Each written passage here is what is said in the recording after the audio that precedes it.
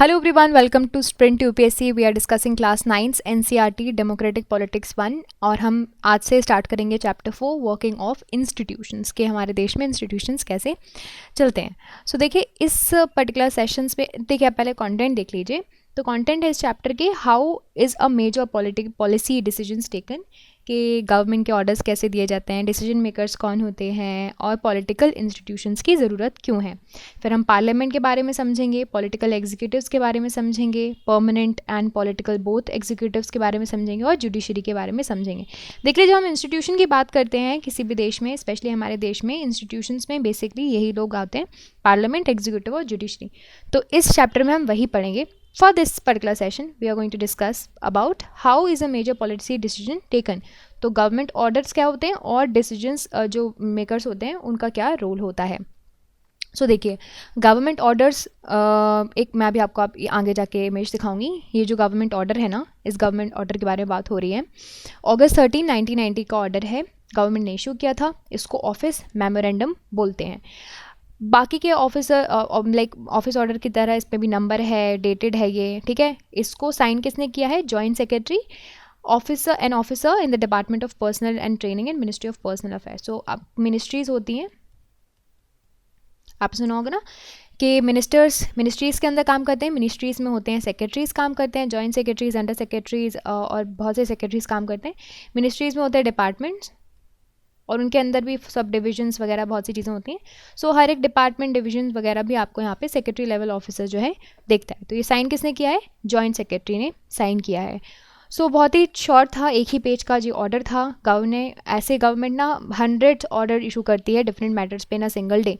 But ये order क्यों ज़रूरी है? क्योंकि इसने कुछ कंट्रोवर्सी क्रिएट की थी. इस ऑर्डर में बहुत से मेजर पॉलिसी डिसीजन लिए गए. आप थोड़ा देख लीजिए हाईलाइटेड सेक्शन, इनको पढ़ लीजिए, हम समझेंगे. देखिए इसमें पहली बात तो बोली गई 27% दिया जाएगा वैकेंसीज सिविल पोस्ट पे और सर्विसेज जो भी गवर्नमेंट के अंदर दी जाती हैं. 27% will be reserved for socially and educationally backward classes. इसको SEBS भी बोलते हैं, ठीक है. इनने कहा 27% रिजर्व करो. ये ऐसी क्लासेस होती हैं जिनको गवर्नमेंट ऑफ इंडिया ऐसा समझती है कि these are the backward classes. तो इनको जॉब रिजर्वेशन में बेनिफिट प्रोवाइड करने के लिए बोला. अब तक SC और ST के लिए प्रोविजंस थे, SEBS के लिए नहीं थे. अब थर्ड कैटेगरी इन्होंने इंट्रोड्यूस कर दी.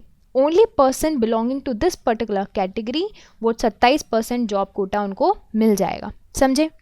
अब ये हो गया गवर्नमेंट का ऑर्डर. डिसीजन मेकर कौन है इसमें? ऑफिस मेमोरेंडम इशू तो आपको सेक्रेटरी लेवल के ऑफिशियल ने किया है ना. एग्जीक्यूटिव यानी कि उसको आप समझ लीजिए एक IAS लेवल का हाईएस्ट लेवल IAS ऑफिसर ने उसको साइन किया है, ठीक है, जो कि ऑफिस में काम कर रहा है मिनिस्ट्री के, ठीक. लेकिन ministry is actually handled by a minister. So we can guess that such major decisions would have involved another major functionaries in our country. और वो functionaries क्या है आपको ऐसे समझ में आएगी. देखो प्रेसिडेंट कौन है? President is a head of state, nominal head of state.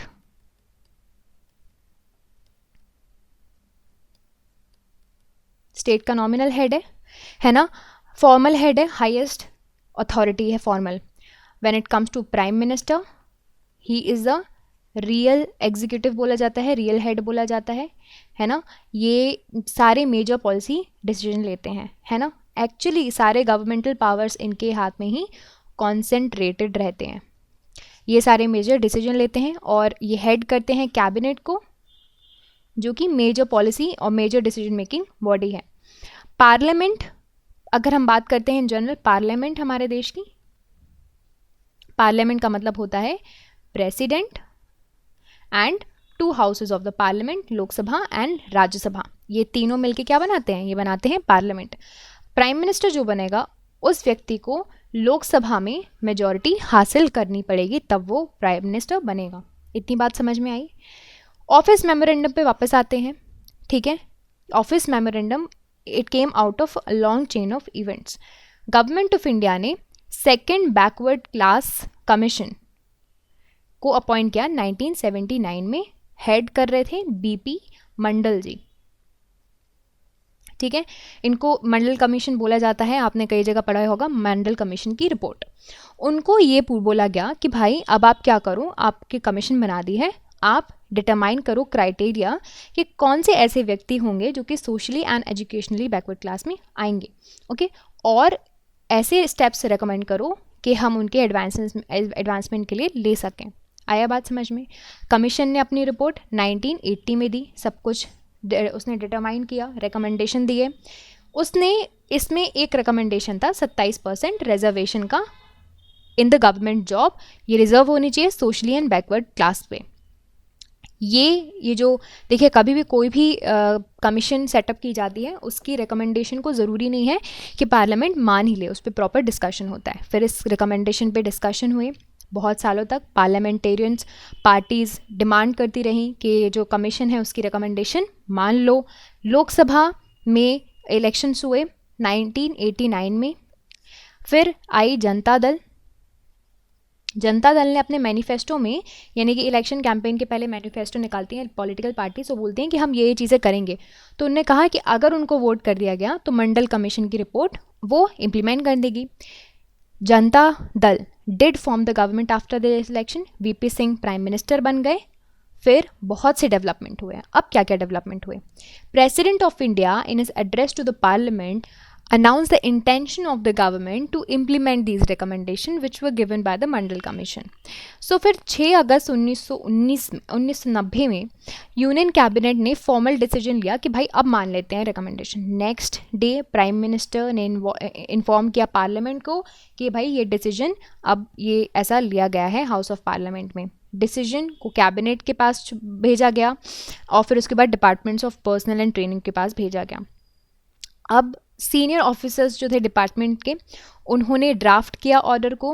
Cabinet के डिसीजन, जो भी कैबिनेट ने डिसीजन लिया था उसकी लाइन पे प्रॉपर, ये तो डिपार्टमेंट है ना, ये डिपार्टमेंट ड्राफ्टिंग का काम करता है, प्रॉपर स्ट्रक्चराइजेशन का काम करता है। और फिर उन्होंने फाइनली मिनिस्टर का अप्रूवल लिया। फिर एक ऑफिसर ने यूनियन गवर्नमेंट के उस ऑर्डर को साइन किया अगस्त 30, 1990 में। देखा आपने किस तरह से प्रोसीजर हुआ।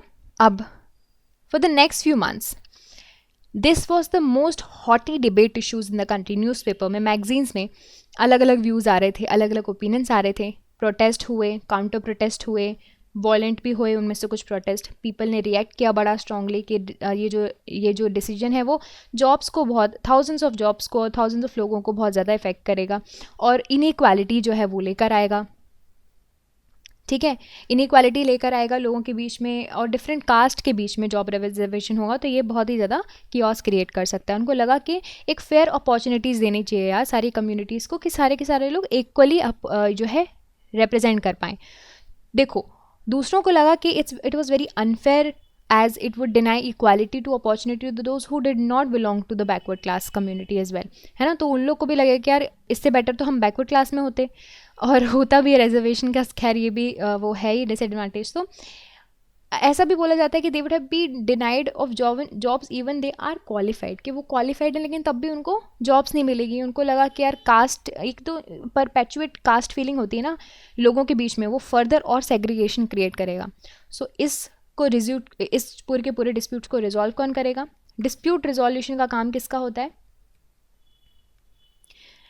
डिस्प्यूट रिजोल्यूशन का काम होता है किसका? जुडिशरी का। जुडिशरी करती है, हाई कोर्ट, सुप्रीम कोर्ट करते हैं। डिस्प्यूट्स जो हैं जो भी होंगे वो सॉल्व करेंगे। Some person and association opposed this to order file number in the cases of the courts. Okay, उन्होंने कहा कि ये जो कोर्ट है वो इस ऑर्डर को ही इनवैलिड बता दे और इम्प्लीमेंटेशन रोक दे। Supreme Court of India bunched all of these cases together, सारे केसेस को लिए, और बड़ा ही फेमस केस बोला जाता है Indira Sawhney and others versus Union of India case. 11 जजेस सुप्रीम कोर्ट के इस आर्ग्यूमेंट्स को सुना दोनों साइड्स के। बाय मेजॉरिटी सुप्रीम कोर्ट के जजमेंट ने 1992 में ये जो गवर्नमेंट का ऑर्डर है इसको वैलिड घोषित किया। At the same time, Supreme Court asked the government to modify the original order as well.